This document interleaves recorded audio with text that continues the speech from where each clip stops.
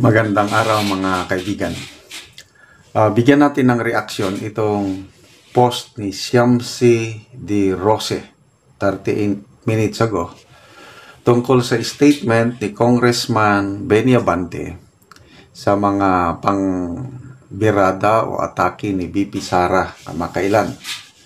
Yung ginamit na props ni VP Sara yung picture ng congressman na nakalabas ang kanyang dila.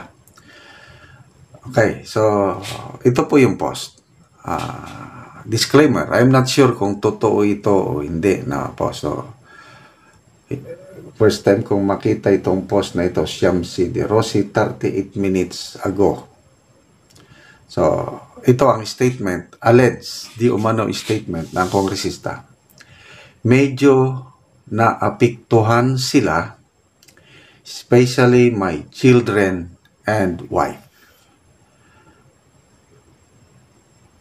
Medyo natakot din sila, but that's natural.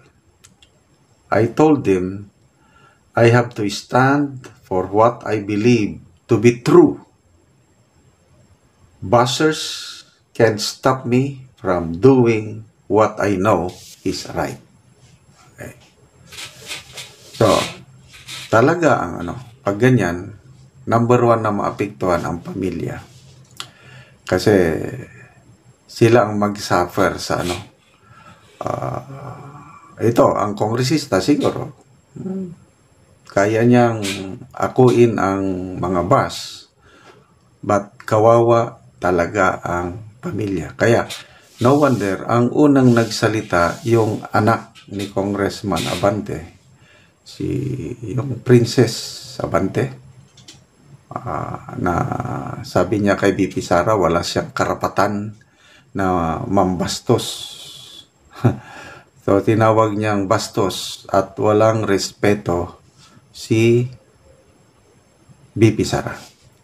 Okay, maraming naglalabasan ngayon na Facebook Reels ay pinapalabas yung mga binitawang salita ng Congressman Abante na sabi niya, I do not care even if you are the Vice President.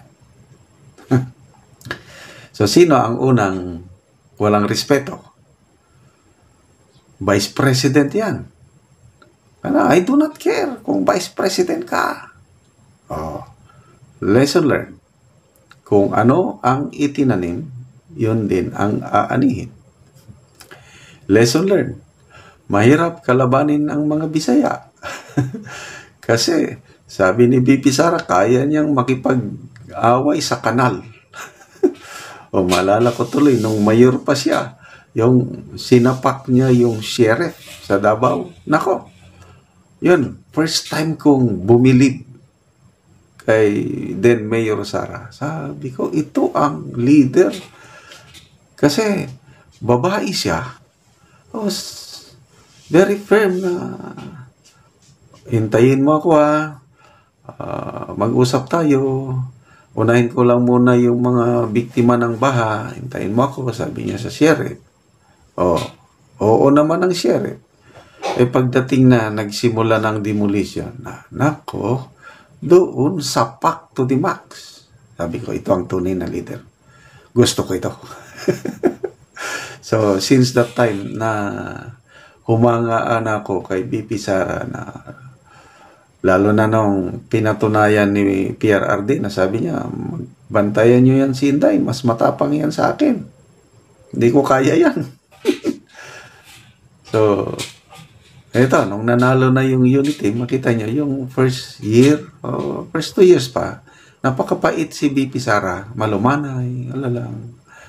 Kailang nung nasubra na, nung talagang napuno ng salop, mag-resign siya, yun na, nagiging palaban.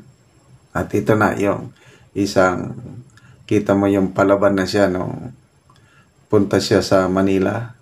Una niyang tinira yung Congressman Valeriano na na daw ang liig sa basta grabing birada to the max. Tapos Congressman Joel Chua, Sinampulan niya ng apple, tinawag niyang Snow White, tinawag niyang Chihuahua.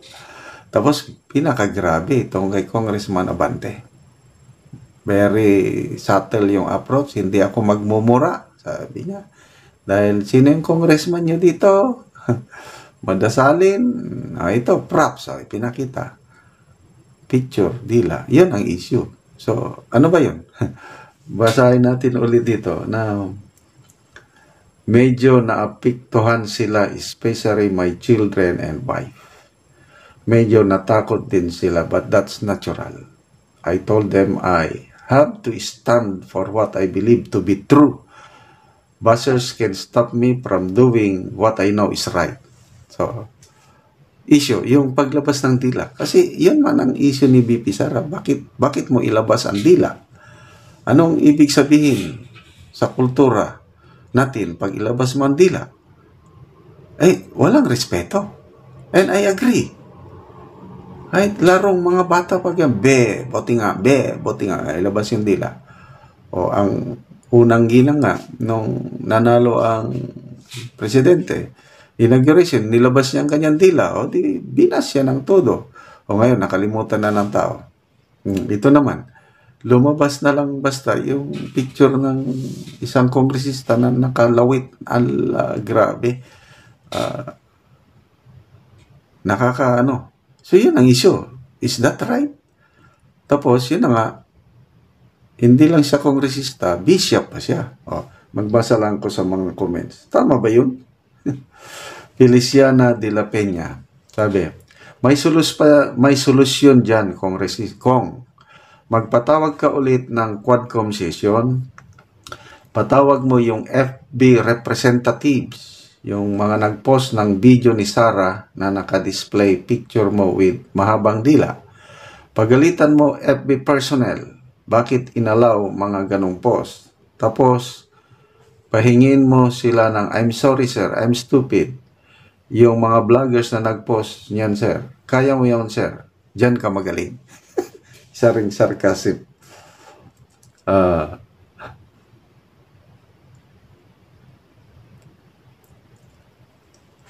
Nags Dems, anong akala mo, Mang Kanor? Ikaw lang pwede mangutya at apak-apakan ang dignidad ng mamamayang Pilipino?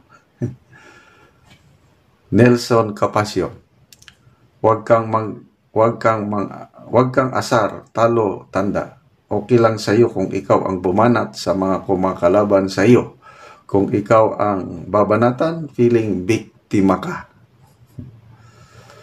Pinky Serna, talagang yan, mga sumulpot pang sa government. Meriam and Frada, malapit na ang pagtatapos ng kapangyarihan mo, Pastor. Ilang kimbot na lang, tiyak ako sa kangkungan ka na pupulutin. Anyway,